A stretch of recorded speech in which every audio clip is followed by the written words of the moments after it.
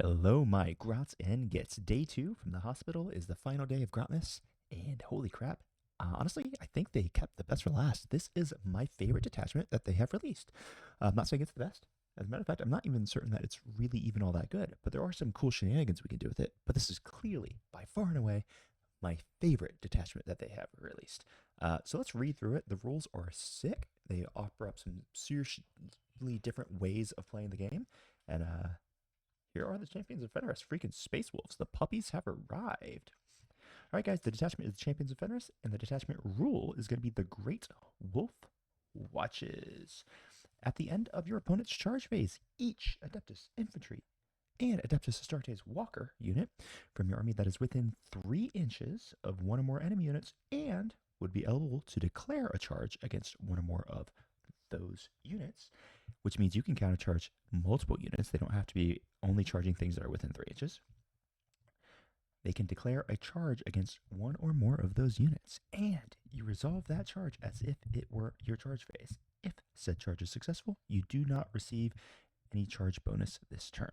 And remember, because everyone keeps forgetting this one, the charge bonus is very, very clearly defined in the core rules as being fights first. So if you cause mortals on the charge, if you get bonus strength or attacks on the charge, you still get all of that stuff. The charge bonus is explicitly defined as fights first. So the only thing you don't get from this charge is fights first.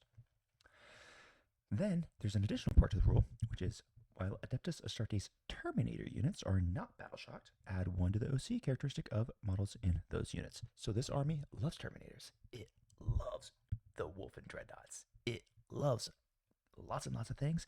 And I gotta be honest with you, I love it. So let's break down some of these freaking enchantments. The first enchantment we have is going to be the Wolf's Wisdom for 30 points.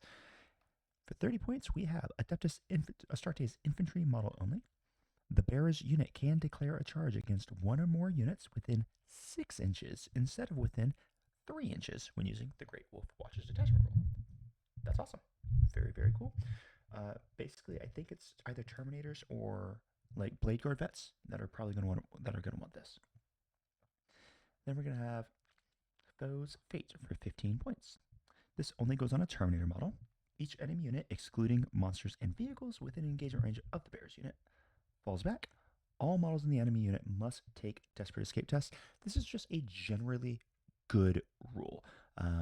It's never it's in my experience, this type of rule has never been like earth shaking or insane, um, but it is just solidly good. When doing so, if that unit is battle shocked, subtract 1 from each of the Desperate Escape tests. Then we have Fangrune Pendant. This is for 15 points, and it can only go on a Terminator model, Chaplain, Librarian, Captain, etc. The bearer's unit is eligible to shoot and declare charge in a turn in which it fell back.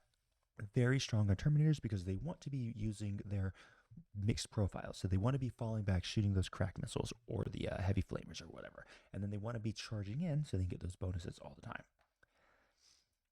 And then lastly, we have Long Stride for 20 points. This is a little bit of a weird one. I don't really see much use for this in Space Wolves since you're probably always going to be taking like Logan Grimnir anyway.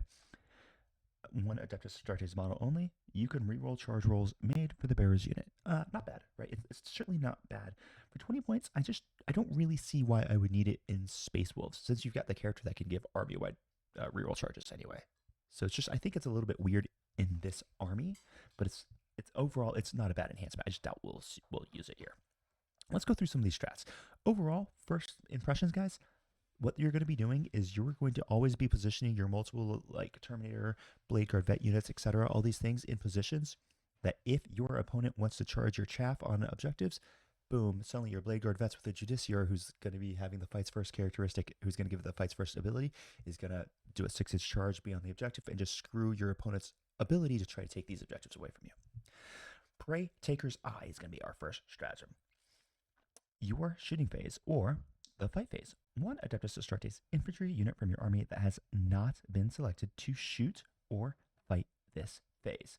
Boom, you get lethal or you get sustained hits. Just 1 CP, shooting or the fight phase, sustained hits or lethal hits. It is really hard to argue with the simplicity and the benefit of that. You'll be using it all the freaking time. Like It'll be used all the darn time. Um, I think we're just gonna be happy with it. Like there's just no reason to not be happy with it, to be honest with you. Um, okay, so that is very easy. Oh, the baby is squeaking in the background. No big deal. We have the chilling howl for the next stratagem. Your opponent's command phase. This is 1 CP.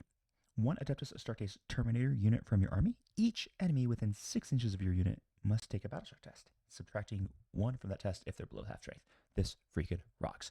So if you get like up into your opponent's grill, let's say you land a deep strike charge and you just happen to be within 6 inches of parts of his army, you can more or less just go ahead and freaking have a pseudo Shadows in the Warp on their army. This is awesome. I think this is very, very powerful. It can really screw your opponent's ability to steal your objectives. It can really screw your opponent's ability to even hold their own objectives. Any battle shock mechanism, I love. A lot of people think battle shock mechanisms are useless, and I just think you are not using your battle shock abilities to really good use. Having this ability in a whole 6 inches of your unit in the command phase is a massive area, and I adore it. Armor Contempt, everyone loves Armor Contempt, except for everyone who hates it now because after the balance status slate, Armor Contempt sucks. Blech. Let's talk about Stalking Wolves, 1 CP. Your opponent's shooting phase just after an enemy unit has selected its targets. One Adeptus Astartes infantry unit gets stealth for the rest of the phase. Okay, -1 to hit on one of your infantry units. It's okay. I think I would have liked this a lot more if you could just use this on any unit. But it's never a terrible idea to have your Terminators be -1 to hit from those stupid Forge Veins. We have the Runes of Claiming for 1 CP.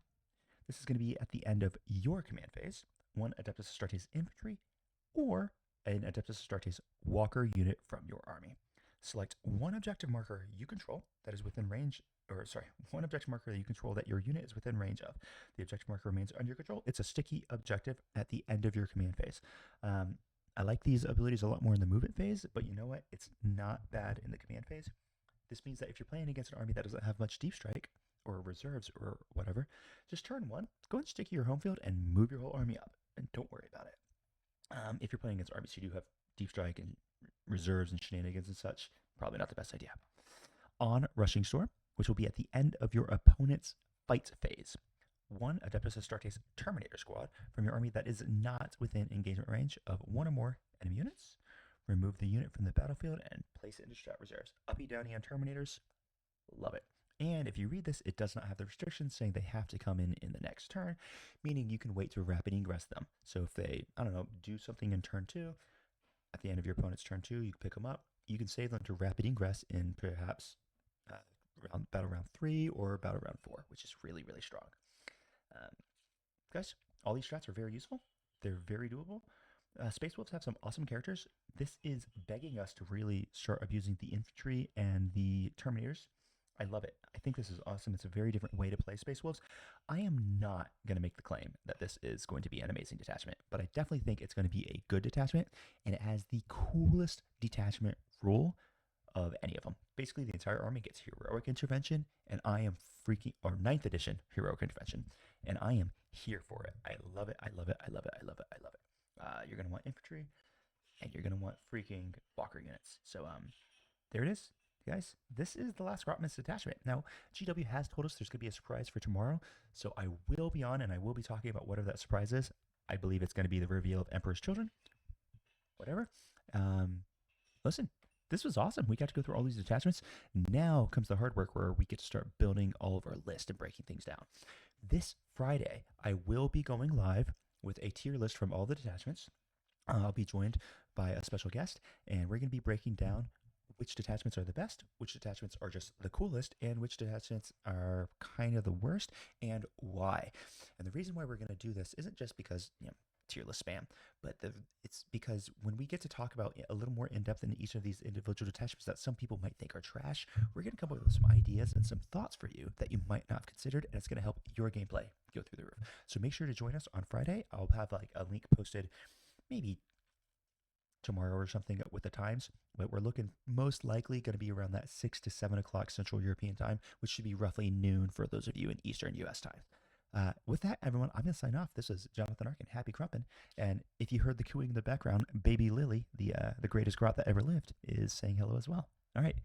Blessings. Merry Christmas, everyone. And I hope you all have a lovely day. Bye bye.